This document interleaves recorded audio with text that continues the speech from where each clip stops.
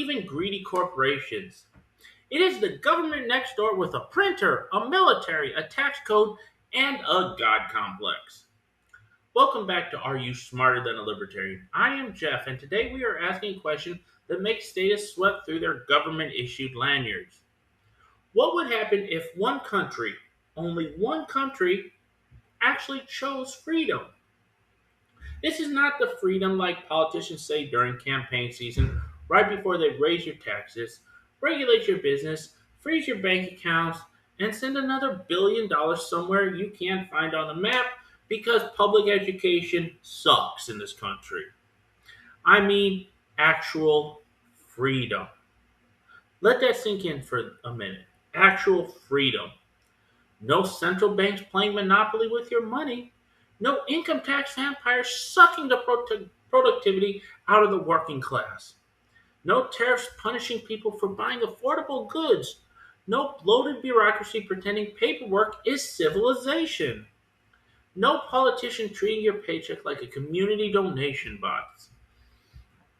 That's the world we live in right now. Now let's imagine a place called Freelandia. It's a great place. It is a libertarian society surrounded by statist countries that still believe the economy is a machine you can fix by beating it with a law book, which is not how you fix an economy. I mean, a libertarian society sounds beautiful, right? Well, slow down there, Captain Liberty. Because freedom in an unfree world is not a fairy tale. It is not some fantasy island where everyone trades Bitcoin, owns goats, and argues about Rothbard over brunch. It is dangerous, it is complicated, and if Freelandia is not careful, the same statist world it escapes from could strangle it from the outside. So today we are talking about whether a libertarian country could actually survive when other countries around it are printing money, taxing citizens, manipulating trade, weaponizing finance, and calling it public policy. Because here is an uncomfortable truth that I want everyone to sit with. A free society can choose liberty, but it can't choose the world it lives in. And this is where things get really interesting, especially for a libertarian. Now, Freelandia would probably not be an anarchist paradise, even though some of us may want that. Let's start with the first uncomfortable truth for internet libertarian comment sections. And I've been in these. Freelandia would probably not be anarcho-capitalist on day one, which is completely understandable. That is a very scary term for a lot of people. I know somewhere a guy with a taxation and stuff bumper sticker just dropped his raw milk and spilled it everywhere. But let's be realistic. If a libertarian society emerged today, it would probably come through a political process. Maybe secession, maybe a libertarian electoral victory, look at Argentina. Maybe some region finally gets tired of being governed by people who think inflation is a weather pattern and not a quiet tax on people's money. Either way, Freelandia would inherit existing institutions. We can't escape that. It would not just appear out of nowhere like a magic free market unicorn or the communist version of a classless society. There would already be courts, there would already be public buildings, there would already be laws, borders, administrative systems, and of course, international relations that would most likely need to be kept. So, Freelandia would probably become a minarchist society. I've done a video about minarchism. It's on my channel. Go and watch it. Minarchist society is a minimal state.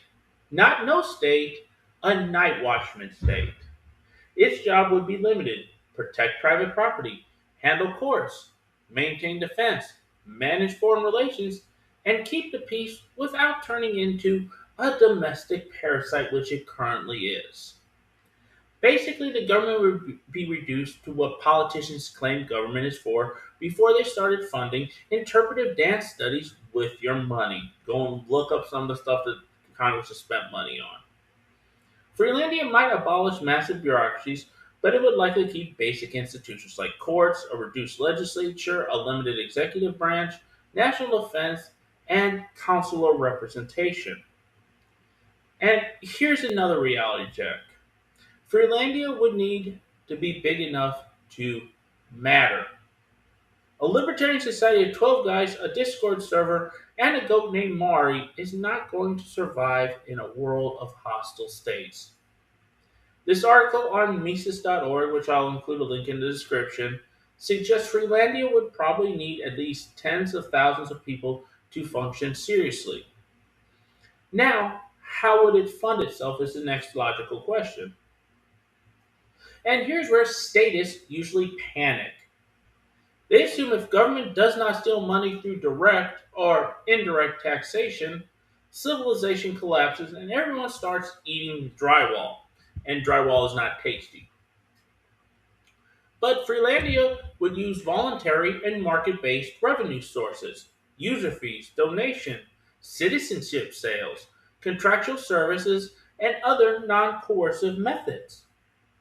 In other words, government would have to do something that horrifies statists and horrifies anyone who is still stuck in the two-party system. Provide value to the citizens, to the consumer. I know it's a radical concept that the government actually provides some value. Now, the second part of this is defense without becoming a monster. Now, let's talk about national defense. Every country has it. And this is where libertarian theory gets dragged out of the coffee shop and into the light of the real world. Freelandia would need to defend private property and whatever small amount of public property still exists. But unlike statist nations, Freelandia would not have the luxury of looting taxpayers, borrowing endlessly, or inflating the currency to fund a giant war machine that consumes a good part of our budget. That means its military would be limited. And that creates a serious problem. And you may be asking why? Because surrounding countries would still have taxpayer funded armies, debt financed weapons, and leaders who think national interest means whatever will get me reelected. So, Freelandia would have to adopt neutrality, a la Switzerland. No military alliances, no foreign entanglements, no global policing, no joining every conflict because some bureaucrat in a suit found a moral emergency 6,000 miles away, kind of like Thomas Jefferson talked about. Free trade and travel with all, entangling alliances with none. Freelandia would basically say, we are open for business, and we're closed for empire. And honestly, that might be one of the strongest protections. Switzerland's never really been invaded because no one wants to. Small countries sometimes understand something that big empires generally forget, and we see it throughout history. If you cannot dominate the world, maybe stop poking it in the eye. And that's an interesting thing right there. Neutrality would not make Freelandia invincible, and because let's not be naive about that. But it would reduce incentives for foreign powers to attack it, which is very true. Because if Freelandia is peaceful, commercially useful, financially stable, diplomatically neutral, attacking it becomes costly and politically harder to justify, a la Switzerland again. Of course, that assumes foreign governments care about logic, which is always a risky assumption to make, because most people don't care about logic. Sound money in a fiat clown world. Now we get to the money, which everyone loves. And this is where Freelandia becomes dangerous. Not dangerous because it invades anybody, not dangerous because it has aircraft carriers, not dangerous because it exports revolution. No, dangerous because it tells the truth about the current fiat money system that we have. Freelandia would have no central bank, no government money printer, no Federal Reserve style wizard tower where unelected financial priests manipulate interest rates and then act shocked when the economy catches on fire. I mean, they act shocked every time it happens. Freelandia would use sound money likely based on gold, crypto, another commodity, or some hard money system. That means no artificial inflation, no currency debasement, no hidden taxes through money creation, and that alone would make Freelandia a giant middle finger to every fiat government in the world. Because inflation is not magical. It is not corporate greed suddenly discovering math. It is what happens when government and central banks expand the money supply and dilute the purchasing power of the amount of money that is in the system. Freelandia's economy would likely be deflationary, but in a good way. Everyone freaks out about deflationary, but it's actually a good thing. Prices would fall over time as productivity rises. Real wages could increase as workers produce more and money actually holds its value and doesn't decrease in value. That means people get richer not because politicians passed a slogan, but because the economy became more productive. And that's really important. Now let's imagine that. Let's imagine what a more productive economy would look like. No stimulus checks, no fake prosperity, no economic sugar high followed by a hangover and a congressional hearing because we love the spike that sugar gives us, but then we have that crash. Just savings, investment, production, and above all else, honest pricing. Now, you might be thinking, well, that's great, but what about the economic cycles? Freelandia would not be immune to economic cycles. We have to understand that. And this actually matters. Even with sound money, Freelandia would still live in a world dominated by fiat currencies. The boom and bust of the outside world would still affect trade, investment, credit, and of course prices. Freedom does not put your economy inside a force field. We're an interconnected world. We're a global world now. When the rest of the world is drunk on fiat money, even the sober guy at the party still has to dodge flying furniture, but he's the one person in the room that actually can be responsible. Free trade with nations that cheat the trade. Freelandia would practice free trade, not tariffs. Yeah, that's a big thing. Not tariffs and free trade. There's no such thing as tariffs. There's no such thing as import taxes. None of it. It all has to be without restrictions. No political punishment for consumers buying goods from another country. Because tariffs are basically politicians saying, we love workers so much, we are going to make everything they buy more expensive. Freelandia would not retaliate against another country's trade restrictions. If foreign governments tax their own citizens or punish Freelandia exports, that is their own stupidity.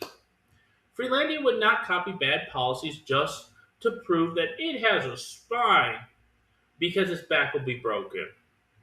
And that is very, very, very important. A lot of countries treat trade like a boxing match. One government punches its consumers, then another government punches its consumers back, and both sides call it strength. Freelandia, we would reject that as a basic principle. But there is a complication. As with everything in this world, nothing is truly free. If other countries inflate their currency, their exports become cheaper relative to Freelandia's hard currency, which means Freelandia could import more goods from fiat countries, potentially creating trade deficits with them. Freelandia's producers would face pressure, obviously. They would have to become more efficient. They would have to lower costs. Some wages or rents in certain sectors might face downward pressure. In other words, foreign inflation could be imported into Freelandia through price competition, but that is the cost of doing business. And that sounds painful. And it could be. But this is also where long-term advantages kick in. Most politicians don't think long-term. Because as fiat countries keep debasing their currency, investors flee to safety. And now, you're an investor, where would you go for safety? A fiat system or a hard money system? They would flee to sound money, to lower taxes substantially, to private banks, to stable property rights. And that's hugely important. We have to have stable property rights. To places where politicians are not treating bank accounts like emergency government snack drawers. Freelandia becomes a magnet for capital. Foreign investors would want to move wealth into Freelandia to escape inflation, taxation, capital control, asset freezes, and the long, sticky fingers of their own government. That would increase the supply of loanable funds inside Freelandia. Interest rates could fall, asset prices would rise, real wages would increase, long-term investment could expand. Freelandia might stop competing mainly in low-value physical goods and start moving up the economic ladder into finance, technology, legal services, engineering, and other high-value industries. And that is the beauty of capital accumulation. Freedom doesn't just make people richer overnight, it changes the structure of the economy. It rewards productivity, patience, savings, innovation, and also productivity. Meanwhile, statist countries are over there trying to solve inflation with price controls, housing shortages with more regulation, and debt crises with more debt. That's not economic policy. That is a man setting his kitchen on fire and blaming the smoke detector. The global system would not leave Freelandia alone. Now, here's where the fantasy gets punched in the face like Mike Tyson hitting you. Freelandia can't just declare itself free and ignore the global system. International finance is controlled by states, treaties, institutions, sanctions, bank rules, compliance regimes, and political pressure. If Freelandia refused to follow every international demand, it could be cut off from markets, banking access, foreign investment, and trade networks. And this creates a brutal choice. Does Freelandia stay perfectly pure and risk isolation? Or does it make pragmatic compromises to preserve as much freedom as possible? And this is not an easy question. There are valid arguments on both sides of this. Libertarians, we love principles, and they should. Principles matter, but politics in the real world is often a knife fight in a room full of people pretending to be diplomats. Freelandia may have to adapt to external coercions while trying to protect private property under its jurisdiction. That means it could face pressure on sanctions, asset freezes, capital control, banking compliance, and international legal decisions. Some of these rules may be legitimate. Some may be pure political coercion dressed up as global order like we have today. But Freelandia would not be operating in a vacuum, and we have to understand that. And that is the central tension. A society can be freer than others, but it can't be completely free from the consequences of living amongst coercive states. Freedom is not isolation. Freedom is survival under pressure. Success would make Freelandia a target. It would paint a big bullseye on our backs. If Freelandia works, it becomes wealthy. If it becomes wealthy, it becomes influential. And if it becomes influential, it becomes a target. And you might be asking why. Because that's how the real world works. You become influential, you become a target. A poor libertarian country would be mocked, would be ridiculed. A successful libertarian country would be hated. Because nothing threatens bad ideas more than a working alternative. Isn't that funny? That's really funny. If Freelandia's standard of living rises, if wages improve, if capital flows in, if businesses grow, if people become freer and richer without massive taxation, central banking, and bureaucratic micromanagement, that every statist government in the world has a public relations problem because citizens elsewhere might start asking dangerous questions. Great example is look at the Cold War. And those questions will most likely be, why is our money losing value to another country? Why are we taxed so heavily? I mean, these are all valid questions. Why do we need 400 agencies to approve a business? And that's valid. Why does Freelandia have prosperity without a giant welfare regulatory warfare state? And that is when governments get nervous, as we've seen throughout history.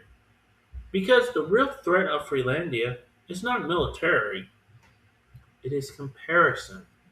It proves people do not need to be managed like livestock to build a functioning society.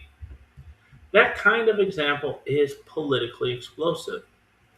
But freedom requires political intelligence. Now, let's be honest. Freelandia could fail, not because freedom doesn't work, but because freedom requires discipline, and a lot of people do not have that. If people do not understand the risks, foreign pressures could push Freelandia back towards statehood. Economic transitions could create social unrest. Certain industries might suffer during adjustment periods. Wage pressure in some sectors could become politically explosive. And if voters panic, they might invite the old system back in. And that is how liberty dies most of the time.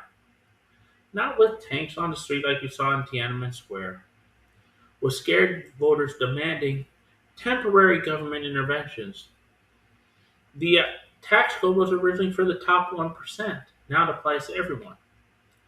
Temporary controls, temporary taxes like this amendment that created the income tax, temporary inflation, temporary emergency powers. And somehow, the temporary stuff always sticks around longer than the politician who promised it would end. Freelandia would need political wisdom. It would need public understanding. It would need citizens who understand sound money, trade, property rights, and the dangers of government solutions. Because if the people do not understand liberty, they will trade it away the first time the economy gets uncomfortable. And that is not how you get freedom. That is why education matters so much, and not public education. And that is why economic literacy matters. They don't teach that in school. They don't teach economic literacy anymore. They never have. And that is why constitutional and political principles matter. Because freedom is not a self-executing file. You have to know why it matters before you can defend it. Now, let's close this out because this video's gone a little long. So, the question is could Freelandia survive? The answer is yes. And that's huge. But it would not be an easy survival. And that's the truth of the matter. A libertarian society in a statist world would face serious risk, foreign pressure, military vulnerability, global financial coercion, trade disruption, currency distortion, political backlash, and domestic impatience. But the rewards, they would be enormous. Sound money, free trade, low or no taxes, strong property rights, capital inflow, rising wages, higher productivity, and better living standards. Freelandia would not be perfect. It would not be paradise. It would not eliminate every hardship because utopia does not exist. But it would expose the lie that society needs endless government controls to function. And that is why the idea is so dangerous to the people in power. Because if one country proves freedom works, every statist excuse starts sounding a lot weaker. The bureaucrats will call it reckless. Central banks will call it unstable. The politicians will call it unfair. The media will call it extreme. Look what's going on with Argentina and Malays right now. And ordinary people might call it something else. a better life. So the real question is not whether Freelandia could survive in an unfree world. The real question is whether the unfree world could survive people seeing what freedom actually looks like. I'm Jeff, and this has been Are You Smarter Than a Libertarian? Thank you very much for watching, and as always, stay free, stay informed, stay accountable. Please like, comment, subscribe, and share, and I thank you for your time.